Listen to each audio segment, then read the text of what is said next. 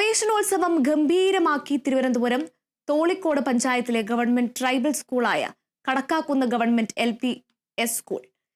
23ഓളം ആദിവാസി വിദ്യാർത്ഥികളാണ് സ്കൂളിൽ പ്രവേശനം നേടിയത്. പ്രവേശനോത്സവത്തിനായി എത്തിച്ചേർന്ന കുട്ടികളെ സ്കൂൾ അധ്യാപകരും PTA-യും ചേർന്ന് സ്കൂൾ ബാഗ്, ചെരുപ്പ്, ബുക്കുകൾ എന്നിവ കൈമാറി സ്വീകരിച്ചു.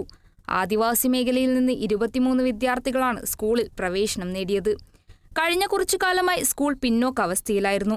പൂട്ടേണ്ട സ്ഥിതിയിലായിരുന്ന സ്കൂളിനെ കൈപിടിച്ചുയർത്തിയത് പ്രഥമാധ്യാപികയായ ഷെഫീലയാണ്. PTA-യും നാട്ടുകാരെയും പൂർവ്വ വിദ്യാർത്ഥികളെയും കൂട്ടുപിടിച്ച് സ്കൂളിനെ അധ്യാപിക ഷെഫീല വളർത്തിയെടുത്തു.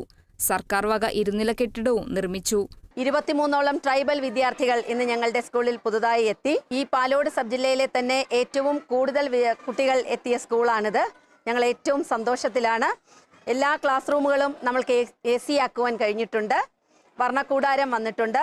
എല്ലാവിധമായ ഭൗതിക സൗകര്യങ്ങളും നമുക്ക് ലഭ്യമായി.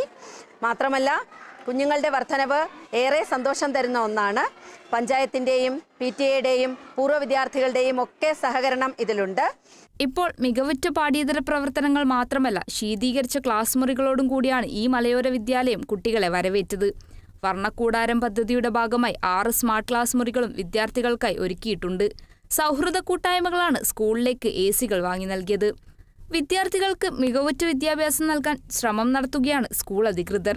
സ്കൂൾ സമയം കഴിഞ്ഞാലും രാത്രി 7 മണി മുതൽ 9 വരെ ഓൺലൈൻ ക്ലാസുകൾ ഉണ്ടാകും. മധ്യവേനലവധിക്കാലത്തും ഇത് തുടരും. നിലവിൽ വിദ്യാലയത്തിൽ ഇപ്പോൾ pre-KG മുതൽ 4ാം ക്ലാസ് വരെ 93 കുട്ടികളാണ് പഠിക്കുന്നത്. പ്രവേശനോത്സവത്തിന്റെ തോളിക്കോട് പഞ്ചായത്ത് തല ഉദ്ഘാടനം പഞ്ചായത്ത് പ്രസിഡന്റ് സുരേഷ് നിർവഹിച്ചു. Kerala vision news, Thiruvananthapuram.